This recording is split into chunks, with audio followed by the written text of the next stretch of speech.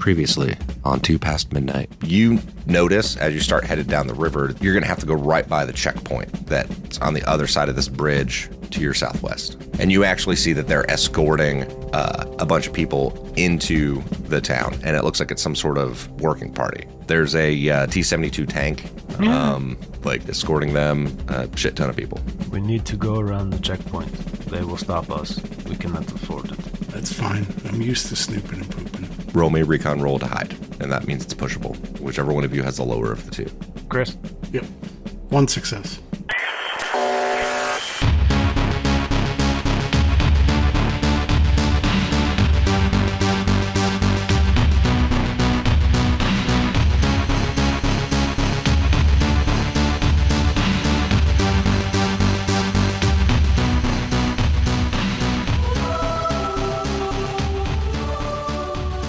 It is also opposed, so would you like to push that roll? I would. Do I only roll the 1? Just the one that was no successes. Mm-hmm. 2 more successes. Nice. Nice. All right, so you see this T-72 tank, the truck, and they're headed back into the city.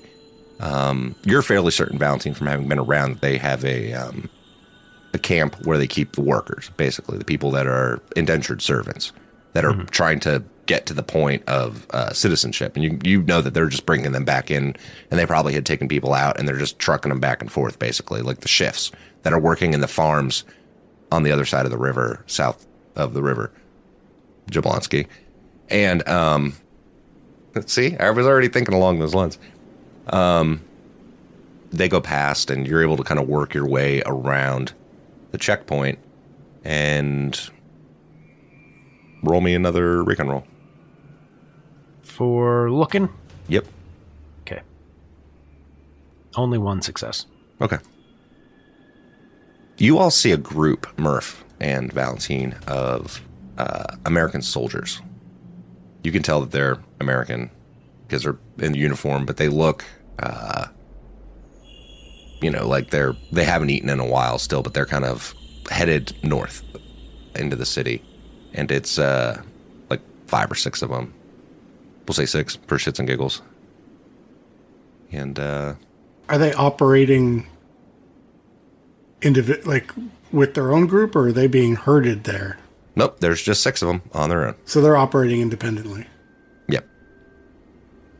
And you just see them headed north. We let them go. They are not our target. Absolutely not my target. Roll recon to hide from them. To have them not see you.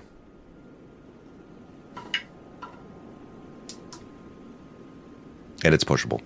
No successes. I'm going to push it. Okay. 1 success. Eesh. Yeah. All right.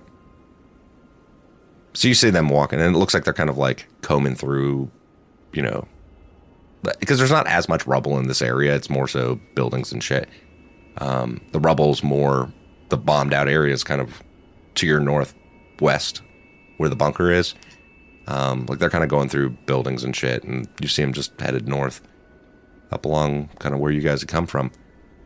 And you can hear a little bit more commotion too. Like you can hear like some of the people from the checkpoint, because you're only like 200 meters away from where the checkpoint was. And when you were shooting people, you were only 400 meters away. Yep. Yeah, I was thinking about it while we were like, while you guys were doing all that stuff. I'm like, you're like 400 meters from there. You can hear gunshots at 400 meters away. Oh, yeah. Like, that's not that far. Anything they'd have been doing is going to be on like fucking high alert at this point. From the first time you guys shot those snipers, Or is it like a Tuesday? It's still gunshots that are close, is what I'm saying. So when you're dealing with dangerous fucking people, they're going to assume those are fucking dangerous gunshots. And you get there 30 minutes later. Yeah, you're going to be in Fallujah hearing gunshots and be like, man, it's a Tuesday. Yeah, even in Chicago, gunshots still put you on high alert. Regardless of how often it happens, it still puts you on high alert. So you start hearing some commotion from the checkpoint. You can hear some more vehicles coming in. You hear like a response to like the shooting that had been happening relatively close. And, yeah. But you can see the bunker. You see this area that's just looks like everything else around it's been bombed out. And you just see this one building that looks like it was like attached to another building beside it. And even the one that was beside it to the north of it has been blown out. But like the parts of it that still remain that are attached to the building that's the bunker are like, somehow it's just sitting there. And it almost looks like, you know, something protected this one fucking building, and it's just in the middle of this like debris field of like bombed out buildings and industrial spaces and things like that. You don't really see any motion, anybody outside, anybody coming and going at the moment when you first see it, but you hear music coming from inside, and like you can still hear it in the distance. Like you can hear the sound of rock music, like American classic rock. Valentine, I really don't like operating in cities. I know this is the remnants of one, but there's so many unforeseen variables. I don't like having to take back what is mine. The world does not care what you like. You have to take it. I'm fine with it. I'm just saying this isn't ideal for what we do. Let us set up our observation post. We'll find a good place to set up where we can watch the bunker, and we can see the coming and going of the guards and the supplies. Yeah, no problem. These situations, the dangerous part isn't getting in and taking the shot. The dangerous part is getting out afterwards. We are not taking a shot this time. Okay. We are hunting, but we are not killing yet. It's all a game of patience. So the area you all are in actually does have 2-story buildings still standing. Like that's not a debris area if you're that 200 meters out. So you could theoretically post up on top of a building or something like that to view it if you wanted to. Yeah, we definitely want high ground. That's what we want to do. Okay. Go up, not the roof, because that's dumb. But Depends. it depends on the roof. No. That probably a second or third story with a good vantage point from windows that we can see in at least a 180 degree or 90 degree field of view. Roll me a survival roll, whoever got the better of the group. Because I'm going to count that for can you find a good spot that's... Camping. Yes. More or less. Yeah. Making camp. That's you, Murph. And that has decent concealment, too. That'll be the recon roll that goes attached to the camp roll. All right. Because the survival roll is also partially like, is someone else living there? You know what I mean? Finding a place where someone isn't already. You know what I mean? So. And the person making camp also has to do the recon roll. Yeah. Okay, so that's also you, Murph. Yeah. Okay. And would I get the infiltrator bonus on that? Sure. On the recon? Sure. Why not? All right, let's do survival first. B and a D. 1 success. Okay.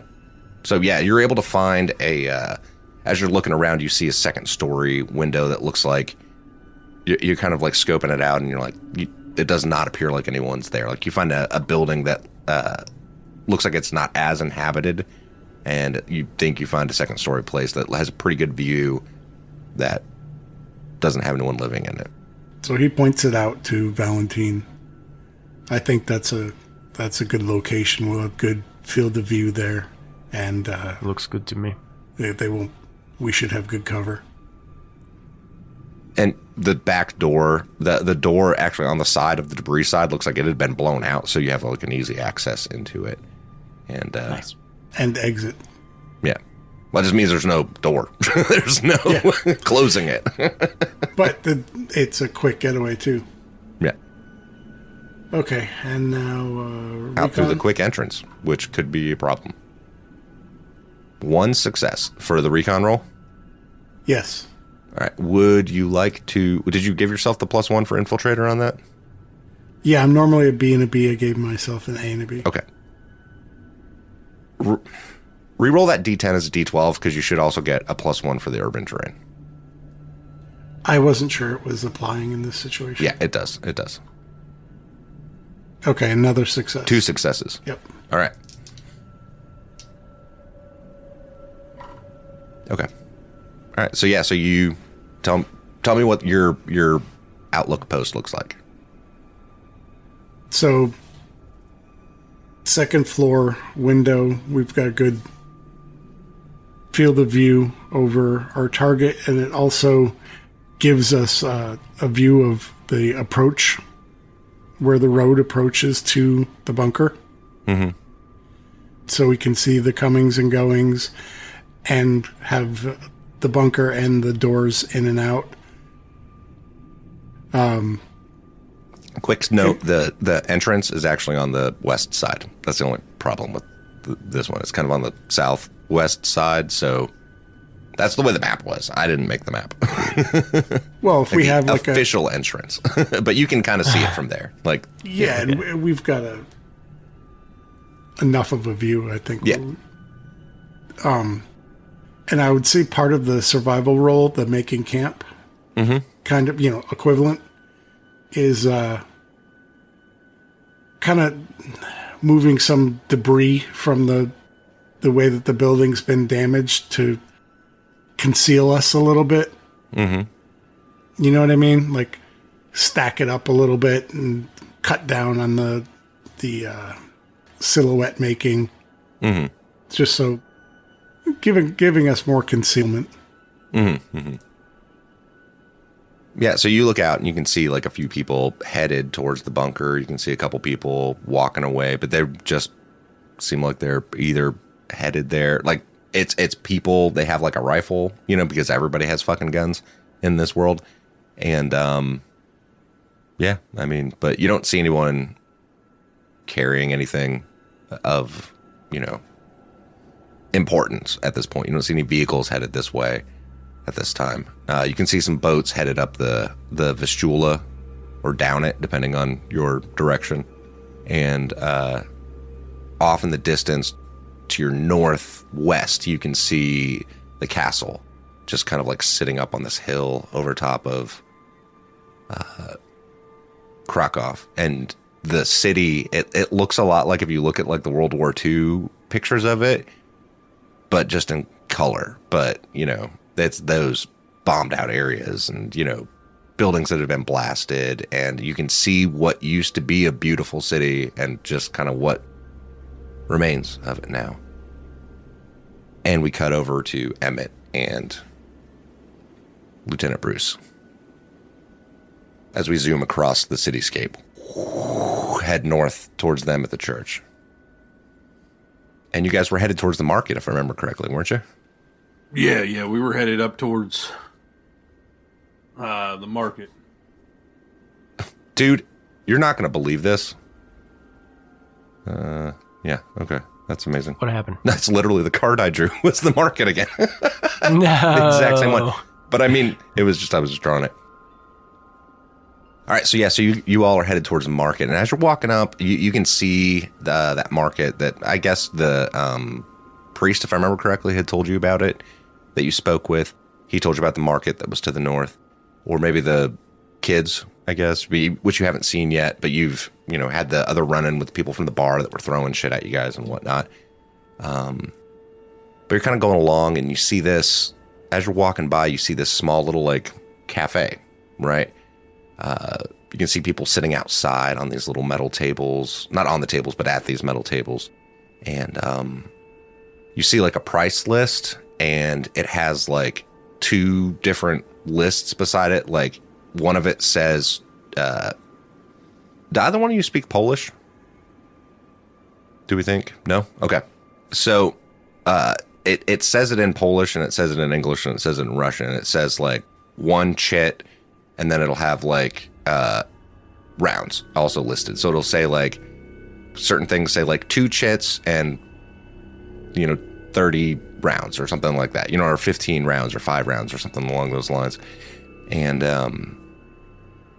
you can see people inside with these little like red, faded, kind of like almost pinkish pieces of paper that look like they're paying a cashier with them. And you realize that those are ration chits that they're paying with. And you know this, Bruce, because you knew that there are ration chits in Krakow that you can get as a citizen, and they're kind of as good as money. So if you guys ever come across those, each one is worth 1 MRE, equivalent monetarily. So for, I don't know, goods in exchange of services, basically. And you can see that marketplace up there with all the shops and tents, and you can hear people haggling, and there's a lot of people around. And it just has a completely different vibe, Emmett, than anywhere you've been up to this point. What do y'all want to do? Emmett, keep your eyes open if you see those stupid kids. I'm still mad. Oh, I get it, but, them kids is long gone. This is a big city. Not that big a city. People like that stick out. They're going to try to do it again. That's true. Just be ready for it next time. Just a couple kids trying to survive, and we'll handle them when they come back around. Emmett's going to be looking for somewhere to try and find some rations. Okay. I'm completely distracted looking for the kids that stole the M9. Yeah. Many items are available. The market has common items automatically and scarce items on a 4 to 6 instead of a 5 to 6. So any common items you're looking for are there. So if you're looking for rations, you find food. You find food stands. So, but they will cost something. All right. Well, what's it going to cost me to get? What's a ration cost? 5 bullets. Is that a domestic one or a MRE? Domestic. Now, when they stole the M9, do I still have my 2 reloads? The reload that wasn't in it. Okay, so 1 was in it, and then 1 I have. Yeah. So, yeah, rations are going to cost whatever a domestic or MRE ration would cost. Do we have any money for this? We don't have any actual money, no. Yeah, bullets. Yeah. That's what we have. That's why I was looking. You got 100, what, you got a belt or 2 belts for the M60? I think I only have, I have 100 rounds for it. Trade some of those for food. Point of order, wild rations are 5. Domestic rations are 10, MREs are 20. Correct. Eating a wild ration also requires a stamina roll to not get sick from eating. Unless you prepare it yourself. Then you cook it later, and then that's fine. How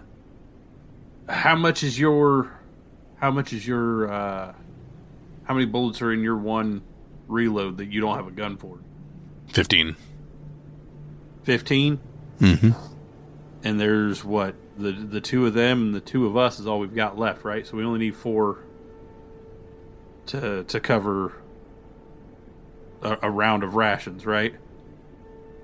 So, if I use the M16, I've got 2 reloads of it, so that's 30, and then 5 of yours, or 15 of yours, and then a half a magazine of all but, what would that be? All but 10? Are we going for wild? No, that would be domestic. That's a 10 apiece. So we need 40.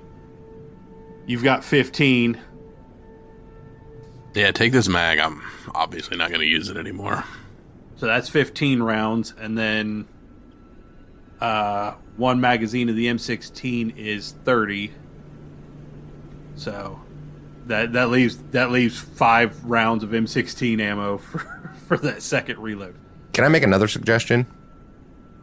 You could barter, or you could haggle. Like, use a persuasion roll to try to bring down the price. You got anything good for persuasion? I've got good persuasion. Do you? A B and a C. Okay, I'm a C and a C, so...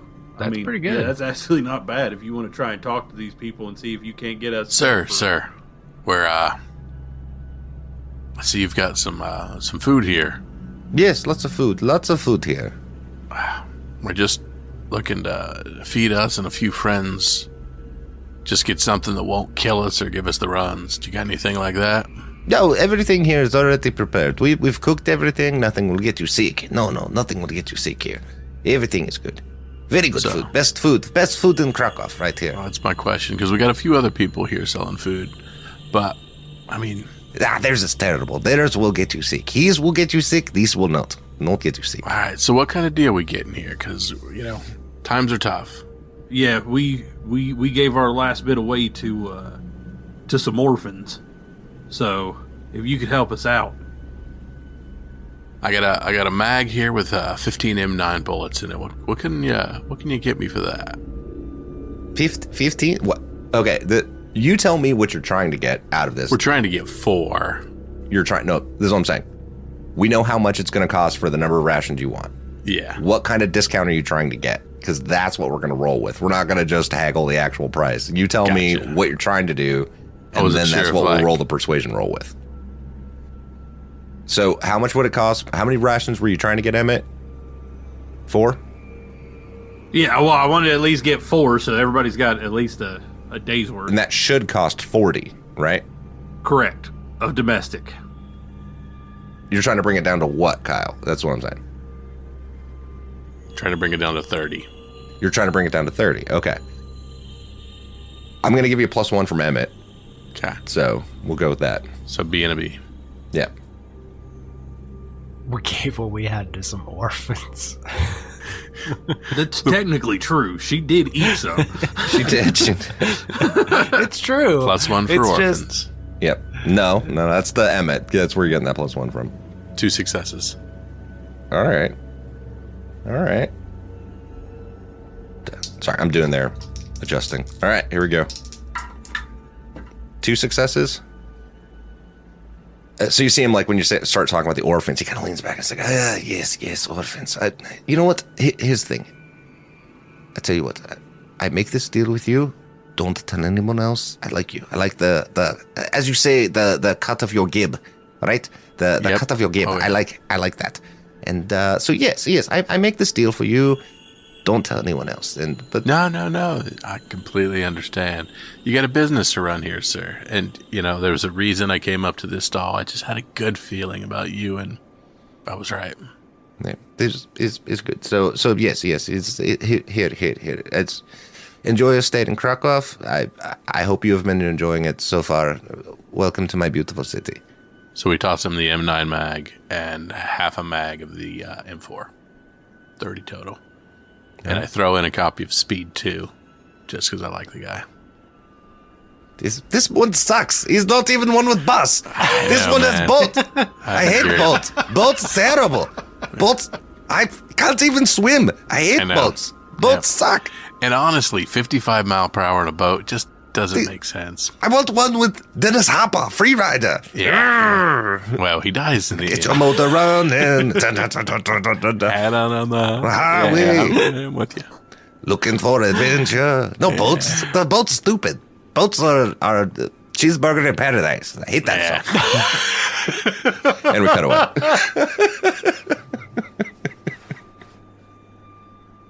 Oh, man. I was really waiting for somebody to go full Blue Velvet. I'm slutty. I love that movie. That's a good movie, too.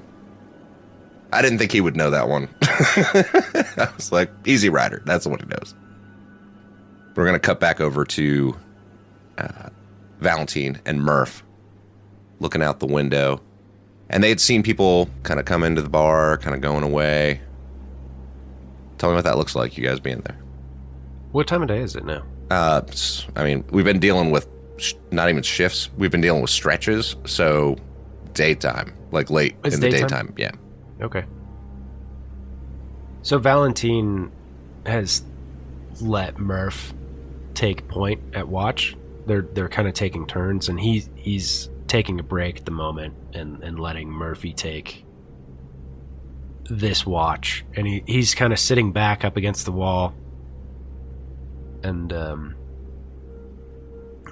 you know, those people, the ones that scattered, the men in the yellow, they're all sheep.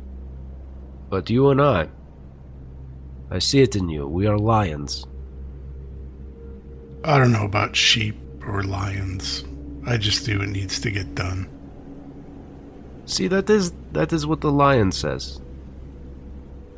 The sheep will look for another person to take care of them, to handle their business, you know? But the lion needs no one else. That being said, and I agree, but I am pretty loyal to my crew there. When I broke my back, they got me back to health.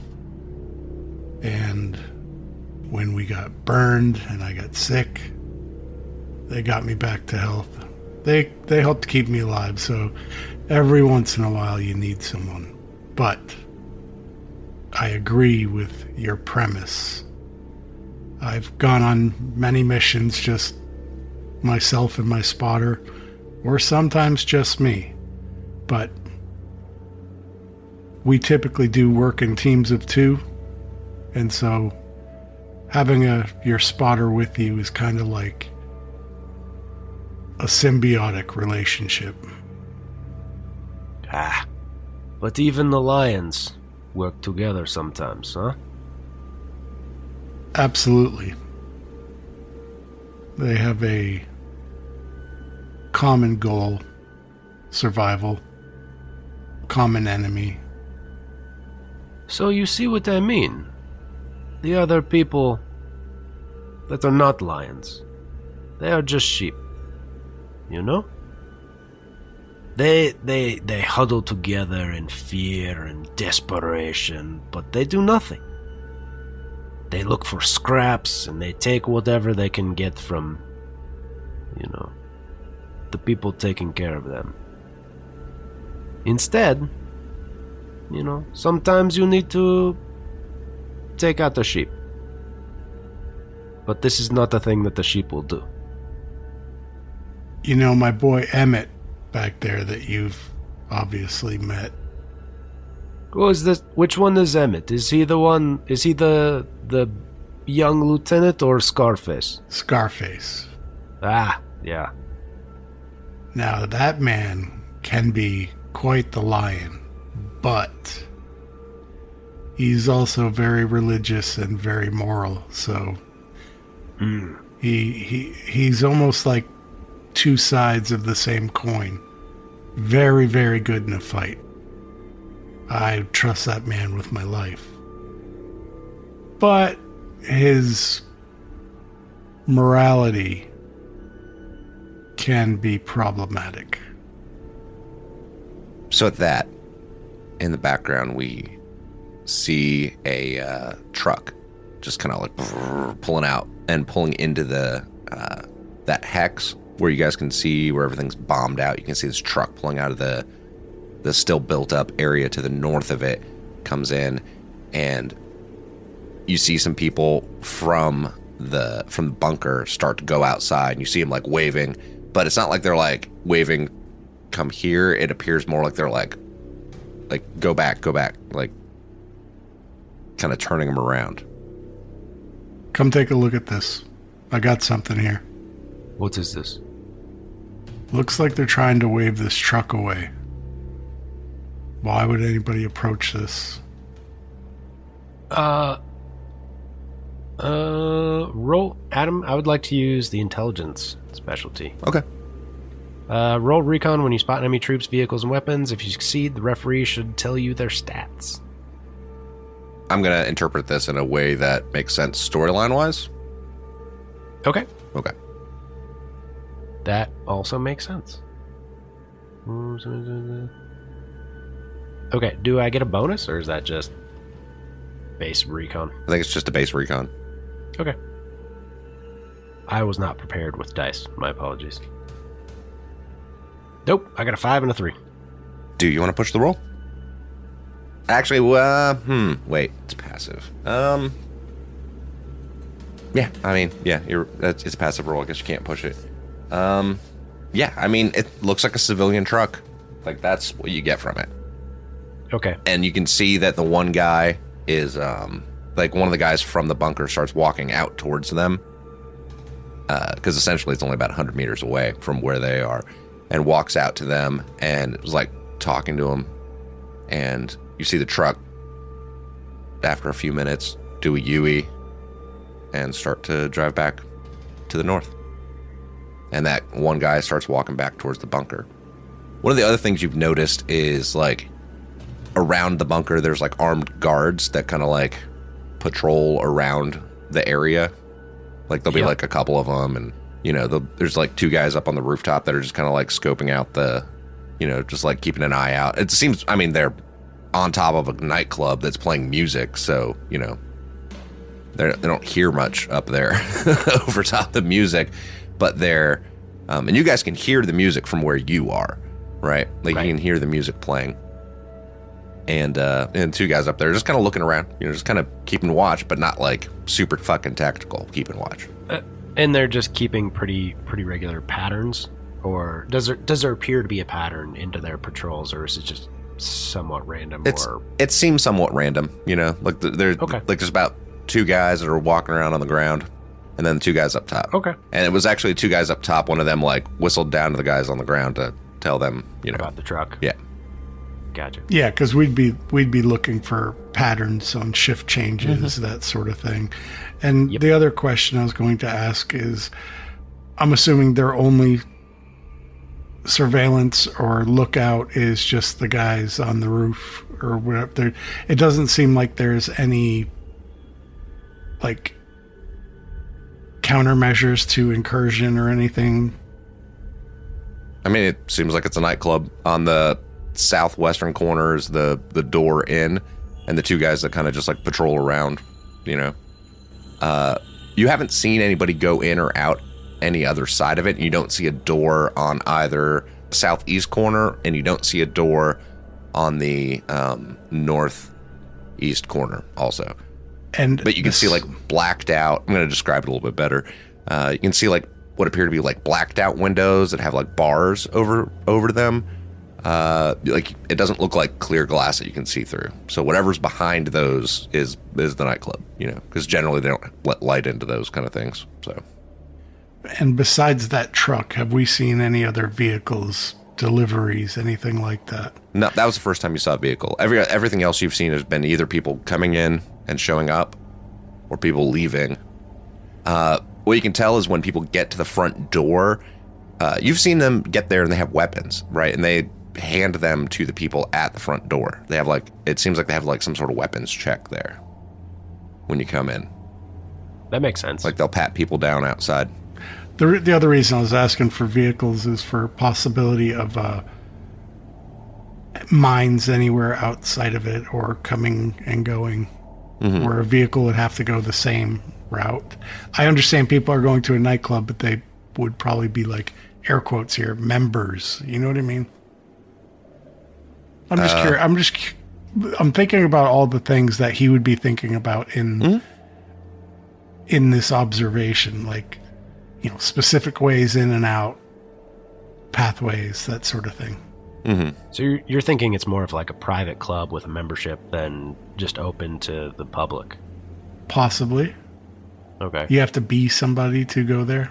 Is that... Valentine? I don't know. You have the information that I sent you, and does that imply anything along those lines? Because you guys see quite a few people coming and going, like normal, like, people. The answer is no. I'll just say it's not really a private club. No. Like, it's kind of like, it's not a private. I mean, people, like Valentine would know that someone might get banned. You know what I mean? Like, they might tell somebody you can't fucking come back here. But, I mean, the dude's here to make money. You know what I mean? He's here to, quote, run a business, end quote. And is it just, from what Valentine knows, is it just club, dancing and alcohol and music? Is there prostitution? Is there a drug trade? Is there a weapons trade? Like, that sort of thing. Yes. Yes. All the above. The answer would be yes. Yeah. I mean, those are all like key factors when you're trying to scope out somebody to assassinate them, essentially. Mm-hmm. Yeah. Yes to all of those things. Yeah. Okay. Dude, here's the thing. Shelko travels with Tiger. He has Tiger, and usually a beautiful woman with him. And here's the thing. Men who travel with Tiger will buy or sell anything. You mean an actual tiger? Yes, an actual tiger. A white Siberian tiger. Interesting. I was going to ask if you had a picture of this guy or anything, just in case I know what to look for, but you kind of just narrowed it down for me here. Jeremy, that in the club, the tiger's there, but he doesn't necessarily go around with the tiger. That would be fucking crazy. Yeah. Instead, it's in a cage in the middle of the dance floor. Has a beautiful girl at his side and travels around with a white Siberian tiger. Yeah, I know. I mean, if he went places. I just meant like in the nightclub. It's like... Yeah. Well, yeah, because then the tiger would be attacking... Random people. Right, yeah. Random people. And that's not a good way to make money. No.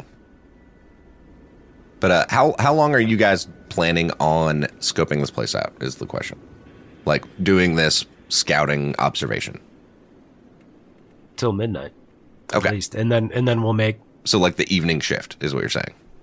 Yeah. And then use the morning shift to head back to the hideout. Okay, so you want to do the evening and the night shift, scoping this place out, and then in the morning go back. Because it's still, like I said, this is still, like, late in the day. Oh, yeah. Okay. Oh, yeah. Right. I mean... that's why I'm asking. Late at night, I guess at the end of the night shift would probably be... So, like, when it's dark, and head back at nighttime. Because we said we'd meet up in the morning at the hideout. Okay. And shit usually goes down at nighttime. Yeah, stay long enough to get kind of a pattern during the day and nighttime, and then rendezvous back up. Mm-hmm. Okay. Roll me a recon roll at a -2. Actually, first, Kyle, roll for weather. Weatherman. I rolled a 3. The weather does not change. Okay. We're still in the new moon, so it's still going to be a -2. So I think that's it. I don't think you get anything else on the negatives. Let me make sure. And this is surveillance to watch the comings and goings of the bunker? Mm-hmm. Mm-hmm. All right, so binoculars apply? -2. Okay. All in all, that comes out to a +1. All right. 1 success and a 1. Ooh, okay. So, no pushable. Oh, it's passive anyways, right? Yeah, it's passive. All right. Emmett and LT. Yeah, we got our food and we're heading back. Okay. Yeah. So you're heading back to Valentine's place. We had 2 missions and we accomplished both. Okay. It's still daytime for y'all. I just wanted to roll theirs to see what their recon shit looked like. All right. Do I want to do hex by hex as y'all go back, or do I want to? Are you guys just going to take the same route back that you came, basically following that road? I mean, yeah, we would try and stick to the path that we know. Okay. All right. I mean, we're not super familiar with we're not familiar at all with the city, so we would we would backtrack the way that we knew. Yeah. And you were at the pop-up market is where you started off at. But if any young bucks come pouring out of a bar, I think Kyle would have a agitation to those young men. They get got. All right. Roll me a recon roll. Lowest. No, highest. It's observation. Oh, observation. So is that me or you, Kyle? Oh, that's you by a long shot. I don't think it's me by a long shot. B and nothing. I'm a C and a D, so not me by a long shot. That's right. We were both about a 50-50 shot. Right. I think I remember Jeremiah said you're like a 59 and I'm a 61. So, all right, here we go. 1 success. Okay. So I get that Speed 1's a better movie, but in general, I don't think the second one's a bad idea. I mean, you wanted to do something different with the franchise. You couldn't do, obviously, a bus again, so they went with a boat. I don't think it was that big of a deal. He was making a big deal out of it. I just thought I was trying to be nice, but... Oh, my God. Boy, everybody's a critic, I swear. It doesn't even matter. I mean, it does. I mean, it was a financial success. I'm just irritated the fact that the fact that I named my kid Keanu and then this dude became a famous actor and it made the whole name like worthless. I mean, Point Break was phenomenal. I mean, Swayze can do no wrong. Yeah. You won't get in an argument with it. All right, so as you're going along, you actually, Emmett, you rolled the recon roll, right, Emmett? Yes. All right. You're going along, and you actually up ahead see, like, 4 people have, like... I mean, because these are still city streets, so there's people around, right? But you see 4 people kind of stop some other random person you see walking, and it's up ahead a little ways. But you see them stop them, and they're kind of like... It looks like they're shaking them down. You know what I mean? Like, they're kind of like, this is their territory, and to pass through, you would need to pay them. But they haven't noticed you yet. But you notice them trying to shake somebody down. They haven't noticed you yet. Who are they shaking down? Some random people that were walking through. Like, they're well armed, too, by the way. Like, they have assault rifles and shit like that. Yeah, I figured as much. How many people? 4. 4? Mm-hmm. And how many people are they shaking down? 2. 2. Okay, so it's 4 against 2. Are these 2 just, regular grown men, or... Yeah, it's a man and a woman, but it seems like they're, like, getting ready to pay them, basically, to get through. All right, well, then we will... Emmett will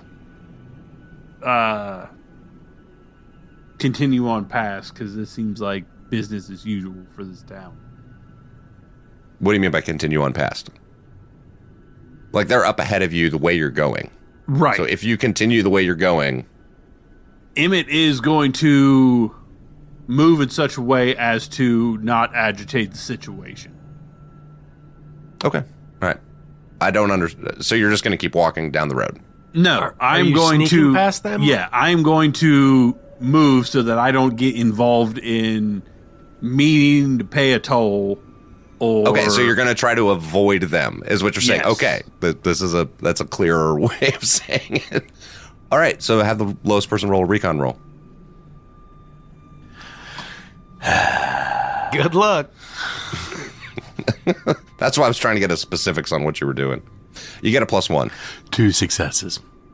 2 successes? Holy shit. 2 successes. That might have been the best recon roll you've ever rolled. 100%. And I didn't fall out a window. I am a leaf on the wind. That a boy, Kyle.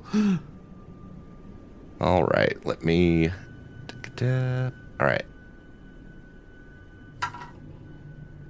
2 successes, you say? Fuck. 2 successes. GM. Beloved GM. All right. Benevolent, beloved GM.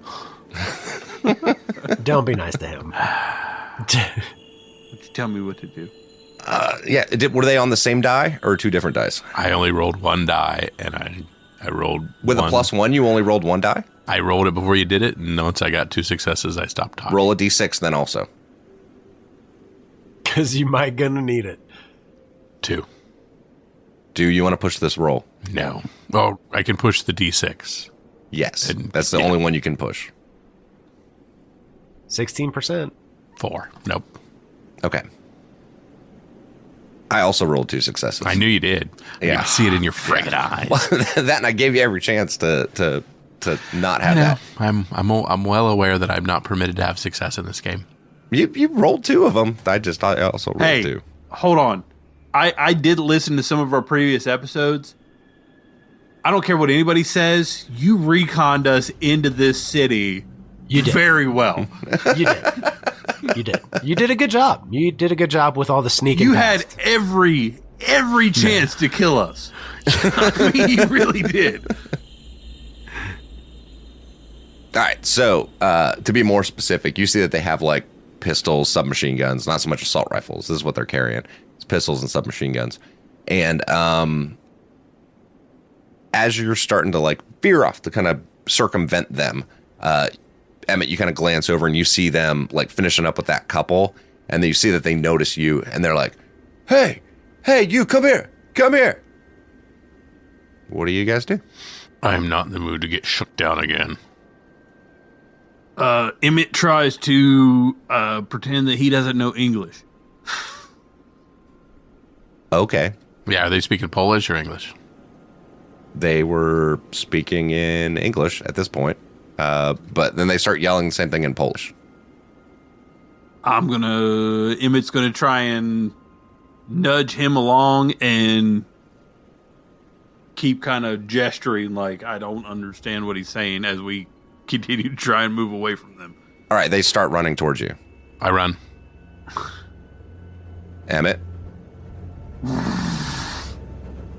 Gosh, dog. You know what? We don't have the little girl. I'm going to run with him. All right, this is how we're going to do this. I don't feel like doing a battle map version of this, so we're going to do this more narratively. I'm going to say it's going to be mobility checks. It's going to be opposed mobility checks. Well, one of us will live. Okay. So I am an A and a B, plus I have the runner specialty. So I'm an A and an A for mobility. Okay. All right. I am sitting at a B and a C for mobility. So we will see how this pans out for Emmett. So this is the way I'm going to do this. So that I'm going to tell you guys the rules of how I'm going to run this. There's not specifically rules for this, but this seems fun. Run this? I see what you did there. I know, right? So we're going to do this in a series of rounds. Each round, there's going to be an opposed mobility roll that is pushable because it is neither one of these is passive action. So whichever one of you has the lower of the mobility roll, unless you're splitting up, rolls the mobility roll. And then since it's opposed, whichever group gets higher successes, if you guys get more successes, you can then roll a recon roll to try to like avoid them at that point. But that's from the lowest yet again. Okay? Unless you want to split up and then we can do them individually. But if you're acting as a group, lowest and lowest. Guys ready? Yeah, we're ready. I mean, right. metagamey, I want to split up, but I mean, all honesty, if as soon as Emmett saw him start to bolt one way, I'm just going to go with him. Mm-hmm. So let's be honest, Kyle, you're going to have to just deal with my low mobility. Is there a point in this, the way we're doing this, where if I get enough of a head, I could essentially set up an ambush? Sure. Yeah. I mean, you'd be quickly setting it up, but it could be a hasty setup ambush. Yeah, you could do that. You could do that with your recon roll instead of trying to like get away from them. Basically. There we go. Okay. Emmett, roll a mobility roll. All right, mobility roll is a B and a C. That is one success. Okay, you're able to keep pace from them, but you haven't lost them yet. So that means you don't get your recon roll because I also rolled one success. So they're chasing you guys down alleys and shit like that in the area. Emmett, mobility roll. Because you won't get the recon roll until you succeeded a mobility roll against them. Oh, gosh. I really feel like this is all bad. All right, B and a C, here we go. We are one success. Do you want to push that roll? Oh, now I can push it? It's a pushable roll on both of it. Yeah. Oh, okay. Yes, I'm going to push it. All right. Describe to me what this looks like if you're pushing the roll, because that means you're like, you know. You actually could have pushed the last one with the mobility roll also. Well, but we're already beyond that, so let's not worry about that. Okay. I got 1 success and then rolled 2 more successes. So 3 successes. yes. Okay. All right. Kyle, you guys are able to get outside of their line of view now at this point.